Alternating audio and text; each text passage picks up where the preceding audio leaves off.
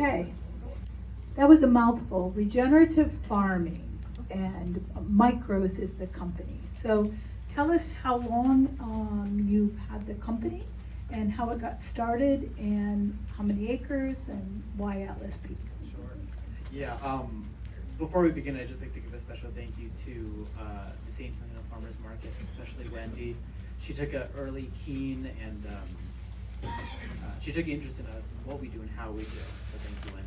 And to Laddie and Long Meadow Ranch for filling in the gaps this week. It certainly takes a village doing what we do.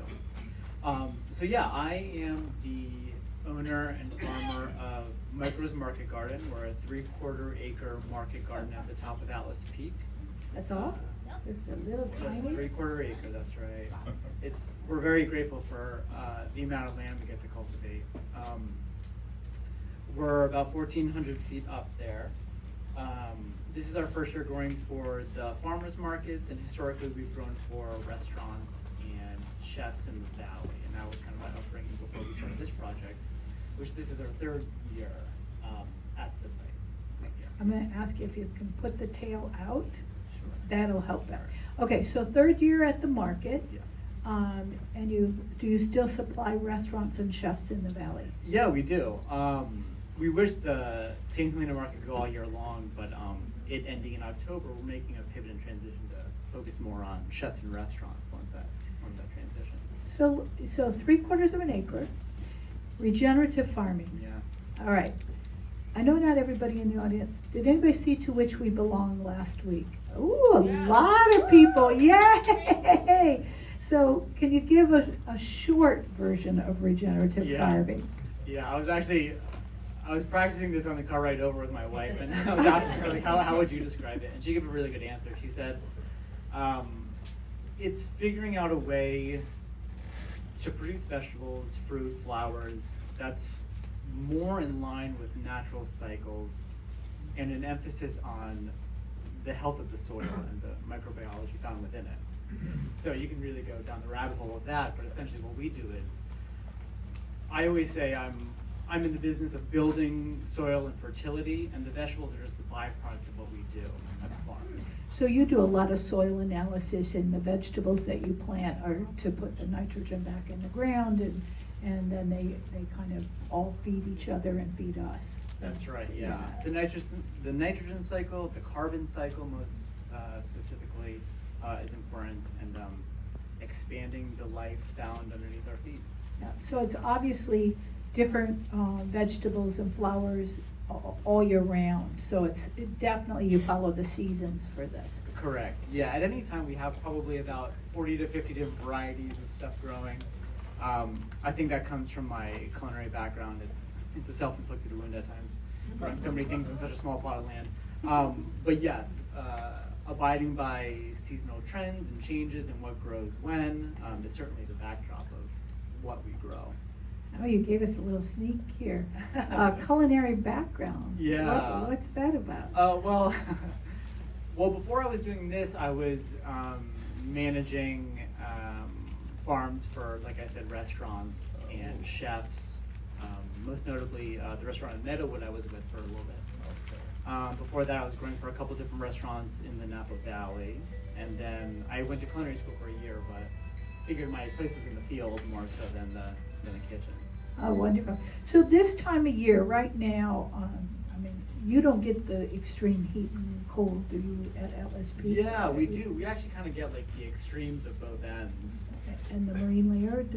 We're above the marine layer, typically. Okay, so Yeah. you're way up there. Yeah, we're way up there. We're pretty much at the top. Okay. Yeah. Kind of rocky? Very rocky, volcanic soil, Yeah. heavy clay, but very nutrient dense. So that's kind of the trade-off. Oh, nice. Yeah. So right now, this time of year, what are you harvesting? Right now, let's see, we have the classic summer crops of peppers, eggplants, tomatoes, herbs, some root vegetables, but right now we had some sweet corn too. We're really transitioning into fall, winter right now.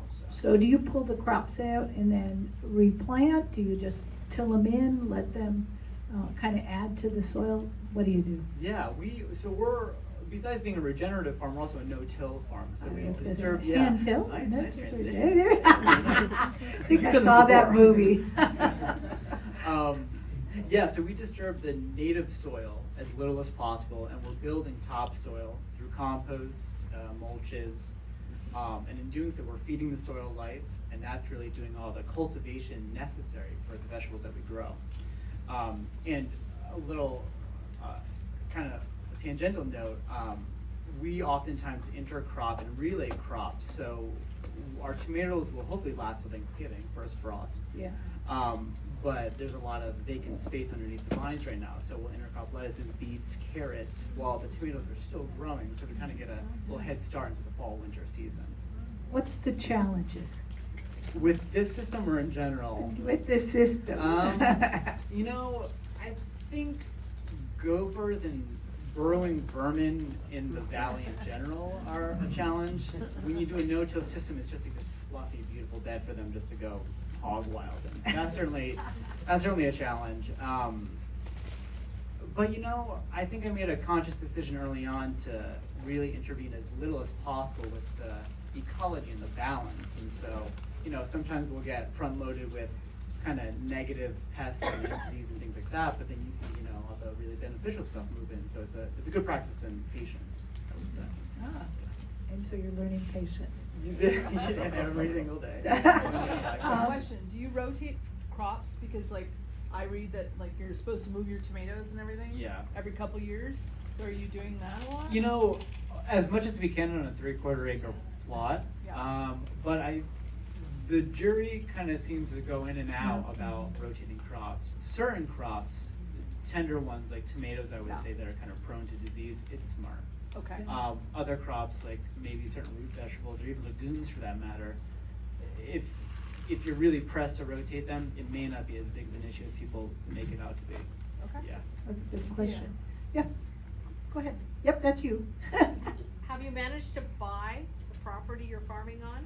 It's a family property, so Oh, nice. that's part of the reason why we're so graced to be able to do what we do there. Yeah, but you know, to go back to your question, what's the biggest challenge? I think land acquisition for young farmers is the number one, and water rights probably as of now. Yeah. Yeah. Is it hard because you want it to be all natural? Do you have a well? Tell me what you do. Yeah, we're on a private well, Mhm. so that's really taken care of. Again, another thing to be grateful for. But we can't expand what we're doing where we're at, which is really, you know, something that's really challenging for us. Yeah, it's hard though. 3/4 of an acre. Because I grew up in Michigan and we had to go do the family garden. Now I love it, but that's a lot for one person or two people to handle. Yeah, my wife and I, my 3-year-old daughter, but she eats most of the strawberries, and you know, she's really cutting to the bottom line here.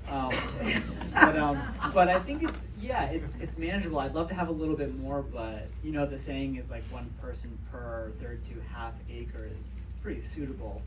But with this method of farming, you kind of cut away a lot of the fat and the cultivation that one doesn't really get paid for, like weeding and hoeing and all that stuff, and so you have a bit more time in your hands to dedicate to other farm work, which is So a question for economically. Mhm.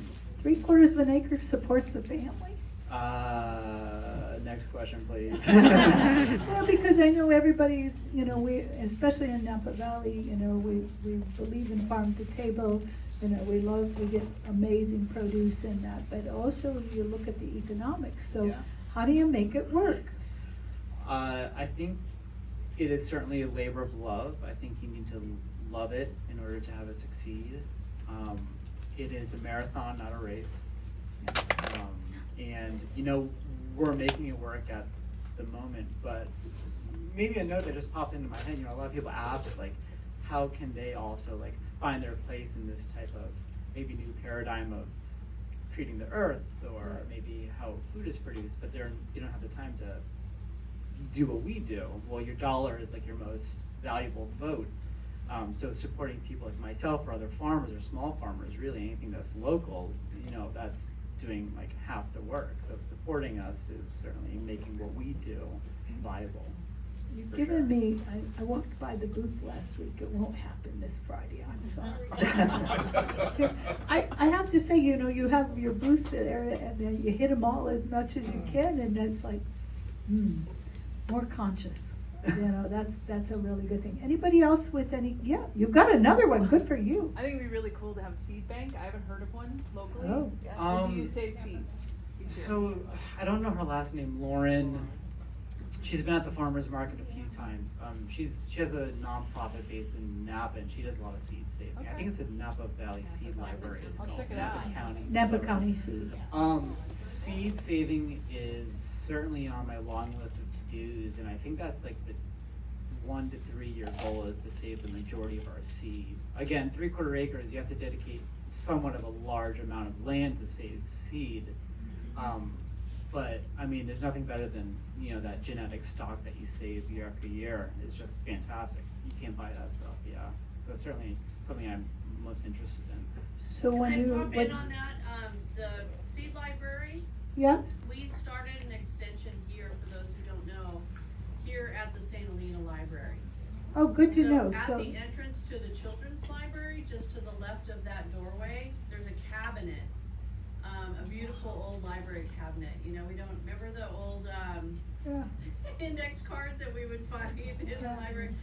It's nice to see those things like repurposed, right? So, we've got, a seed library there, thanks to Lauren Muscatine and the county seed Okay. library. Oh, that's good to know. Yeah. So that's information. Bravo. Thank you. So how do you pick what you're planting then? So that brought me to, I was thinking seeds because a while, it's been pre-COVID, we had a documentary on the largest pumpkin. Do you remember that? And at that year, one of the biggest pumpkins grown was a guy from Napa Valley. And the seed, the coveting of changing seeds and exchanging seeds. So let's talk a little bit about that. Yeah. To your question, how do I decide what to grow? This year I was focused on production and maximizing crop yield, because I knew it was going to be at the farmer's market, growing in such a small space, and wanting to maximize that. But in years past, I've had to do a lot of self-editing because I would find myself growing, 15, 20 different varieties of tomatoes, and either running out of space or just having some of them not be viable, or so on and so forth. So I think there's a balance between, I love to eat with my eyes first, and I think food needs to be beautiful in order for people to really connect with it. So that's certainly important. But it also needs to taste good, and it also needs to sell. So having all those things in mind, and through a lot of self-editing, growing enough to feed my own family, but also to feed the community is kind of the perfect equilibrium point, I would say. And I forgot your follow-up question. The seed. So you're, right now, that's a thing coming up in that. Yes, yeah, and it's funny you mentioned the pumpkin. There's this gentleman at the very bottom of Soda Canyon that grows these just massive pumpkins. It could be the same It gentleman. might be the guy. He has just like a 20 by 10 plot, and he grows these just massive pumpkins. They just look beautiful every year. This year it seems like maybe gophers got to the majority of them. I don't know what happened. I don't think they survived. But last year, they were like blue ribbon material, so it sounds like the same gentleman. But I always wanted to ask him, what's his secret with pumpkins? And It's their seeds. it could be the seeds, yeah, It absolutely. is. Seeds and soil. It really comes down to that. Seeds and soil. Soil first.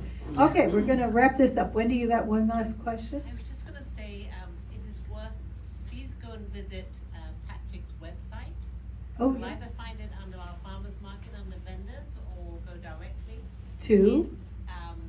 to some of my, micros-koji.com, or you can find us on Instagram, nature_papa. I know there's like no continuity in any of that, so I'm sorry, I just like word Nature_. papa, Papa. P-A-P-A. but Okay. it is a wonderful website, and it shows photos of the whole setup, so it'll give you a sense of what All right. Patrick's been Sharing talking about. varietals? Well worth the look.